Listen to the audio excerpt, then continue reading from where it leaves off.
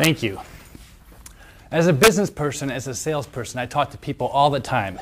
I offer them opportunities to be a partner of mine, to maybe speak in my podcast, or to just spend some time with me so we can exchange ideas. And the number one objection I always get, and you probably get the same if you're a salesperson, is I don't have time for that. Right? People always tell me, I don't have time to meet with you. I don't have time to look at what you have to offer. And it frustrates me. What do you mean they don't have time? To them, time is their most precious commodity, right? Once you spend it, you can't get it back. And I agree to a point. Well, Mr. Toastmaster, fellow Toastmasters, and honored guests, I want to tell you about time. The number 168, everybody has 168. You know what 168 means? You're probably like, what's 168 mean? 168 is how many hours every single living person has in a 7-day week. If you multiply, and I'm not very good at math, but you can look at your calculator and multiply 24 times 7 days a week. That's 168 hours. You know what I found is that Jeff Bezos has 168 hours in a week. The president of Harper College has 168 hours a week. The waiters and waitresses out there have 168, and everybody in this room have 168 hours, right? So why do people tell me that they don't have time? Everybody has the same amount of time. So it's not really about the time that we have, it's how we're using the time. Because if you could use the time to better yourself one little piece at a time, well then, hey, let's find a way to squeeze it in. But here's the thing about 168. We can break it down if you really want to. Let's say you have a full-time job. You're working 8 hours a day, right? You have an hour commute back and forth. So let's say it's 10 hours. And you do that 6 days a week. That's 60 hours. 168 minus 60 is 108 hours. You have 108 hours left after going back and forth to work and driving or taking a train or whatever you do. Now let's say that you want to actually sleep for 7 hours a day, or 8 hours a day even. Make math easy. 8 times 7 is 56. You had 108 hours after work, minus 56. Now you have 52 hours left. After going to work, going back and forth to work, after sleeping 8 hours every single day, you have 52 hours. Okay? Now let's say that you like to eat food. Maybe you want to have an hour a day for every meal that we have. So 3 meals a day, 7 days a week, that's 21 hours. Okay? So you have 21 hours minus work, minus sleeping, 52 minus 21, that gives you 31 extra hours, right? If you're a religious person and you want to spend some time maybe going to church or doing some charity, let's knock off 4 hours a week doing that. So you have 27 hours left, right? If you're married, you probably want to spend some time with your spouse, right? So I'll say an hour a day talking to your spouse. So now all of a sudden you go from 31, 27, an hour a day, 7 days a week. You have 20 hours left of your week. You want to throw in watching TV, reading a book, maybe going shopping, maybe doing this, maybe spending time on the internet. I bet you I can still find an hour of time which you can develop towards self-improvement, right? Yeah. So it's not about how much time we have. We all have the same amount of time. It's about where do you prioritize it. Now, there are lots of books out there that you can learn about time management. I've read a few of them. I'm not going to tell you all the details, but some of the things that I found which were really invigorating to me. And so one people I read was Tom Hopkins. If you're in sales, you might have heard of Tom Hopkins. He's a great sales guru, and he talks about how to prioritize our time at work. He has this principle he calls touch it once. If you ever had an office job and you know you have all kinds of files you got to take care of, you got emails you got to look at, you got things that are on your desk and they just accumulate, he says if you're going to actually look at it, deal with it.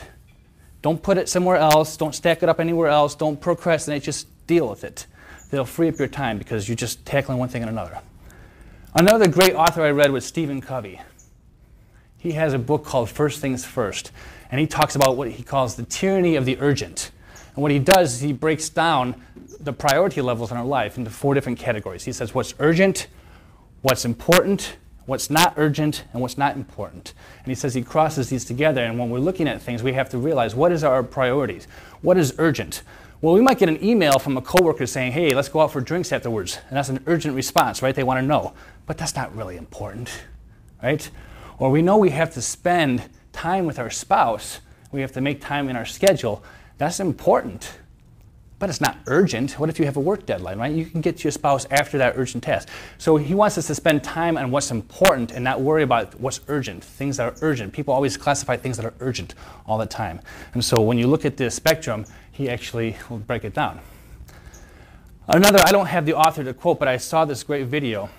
I think there's a book about it. He talks about time management, and he breaks it down into a visual representation. Now forgive me, I don't have the props here, but he took this big cylinder and he showed water, and he showed rocks, and he showed pebbles, and he showed sand. And he said, if you want to put them all into the cylinder, there's a specific way you want to put there. If you put the water into the cylinder first, then when you drop rocks in there, the water's going to spill over, and you're not going to be able to put everything in there, right? If you put the sand in there first, it's the same thing. But what he's demonstrating is if you actually use your time, and you say, okay, I'm going to actually put the big rocks into the cylinder first. And then all the spaces in between are going to be the little pebbles. I'm going to fill them in there too. And then I'm going to dump some sand in there. And at the last, I'm going to actually put the water in. And this demonstration showed that everything can be put in if you put it in the right way, if you prioritize the order you put it in. And he said this is how our time schedule should be. We should literally find out what our most important rocks are, put those into our schedule first, and then fill it in with other things until our whole container is full. In other words, the 168 hours is made up. So I thought those were great, and they gave me a lot of excitement and invigoration to learn about time management. But I also learned some things that I want to do myself. Now, I have here some props I want to use. I recommend doing this if you have a schedule book, but you can also use it on your phone. I use a color coordinating system. And so this helps me categorize things that are important in my life. For example, I use blue for social activities. Yes, I put in my calendar date night with my wife. I put in calendar spending time at Toastmasters, going to events, going to the ball game, something like that. That's always going to be blue. I put yellow in there because yellow is conference calls. I know that if I don't write down my conference calls, and I have a few of them with my work, I'm going to miss them. So I got to schedule them with conference calls.